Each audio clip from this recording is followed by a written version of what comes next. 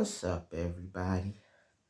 We have finally arrived at the last day of January. It's Saturday, January 31st, and I can't tell you how glad I am to see the end of January. This has been the longest January I can remember ever, and in Dundee, we've had like 4 days of sun. The rest of the time, it's been dark, cold, rainy, and windy. And behind me now, it is dark and it continues to rain.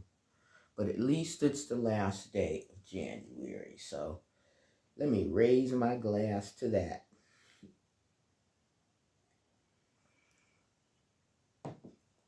Special shout out to Sis Andrea back in the States, to Jennifer Duck. Please tell me y'all got the power back on. To my nieces and nephews in Georgia. And my friend, he's in Georgia too. I hope you guys are all safe. Please be safe. I need y'all to be safe and off the roads and everything. So, if you've been watching the news, then you know Catherine O'Hara has sadly passed away. I'm not a big fan of comedies, but the comedies that she did were all comedies I liked, particularly that dance she did in Beetlejuice, which I like to imitate, when I'm watching it and got my drink on. And as the mother who forgot her son in Home Alone, who can forget that? So, R.I.P. Catherine. If you are thinking that your girl is going to do a review of the Melania movie, ain't gonna happen.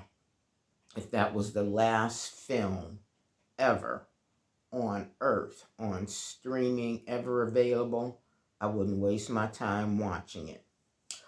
What I will review for you today is the 2010 South Korean action gangster thriller, The Man from Nowhere, with the absolutely gorgeous Won Bin.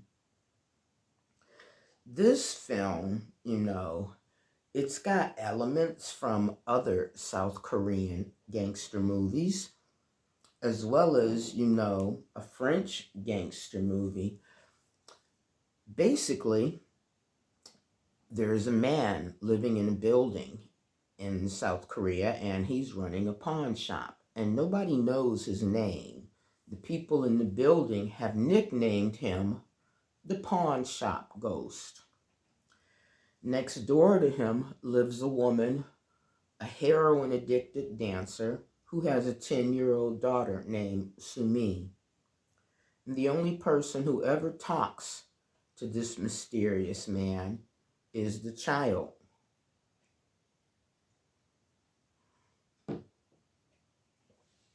It turns out that the pawn shop ghost, his name is Cha Tai-sik, and he's ex-Special Forces. And he's just, he left the Special Forces in 2006, and he's just living a quiet, unassuming life because there's painful things in his background. So originally, he really does not want to get involved with this kid. Think Léon, the Professional, the French film with Jean Reno. But, kids have a way of working their way into your hearts. So when Sumi's mother foolishly steals some heroin, and the two are kidnapped. Cha Tae-sik decides, he's going to find and rescue them. The action scenes in this are brilliant. Think of A Bittersweet Life. The cinematography, the colors are dark and moody, and it's always raining as he's looking for people. Tae-sik is fast. He speaks very little in the film, but his facial expressions convey his intentions. And as a fighter, the fight scenes are just there to die for. I love them. If you've never seen this movie, then I won't spoil it for you by telling you the end. IMDb gave it a 7.7. I would give it an 8.5. I absolutely love this film. So for a dark, rainy Saturday like today, it was the perfect film to revisit, and I'm glad I did.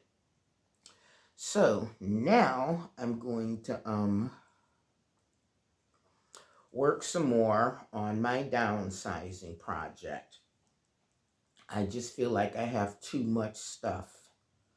I get a lot of compliments from friends and first-time visitors, and even the Asda delivery guys who bring my groceries on, what my flat looks like, which is nice, but I still feel like I have too much stuff. So I'm going to spend the rest of the day downsizing and rearranging wee bits and bobs and stuff.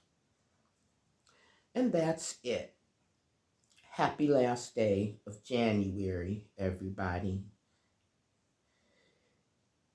Thanks as always for allowing me into your homes, spending part of your day with me. I like company, so, that's always nice. If it's your first time stumbling across this wee channel, hit like and subscribe, because I tend to post often and I think you will enjoy what I post. And until I upload my next video, as always, please stay safe and live well.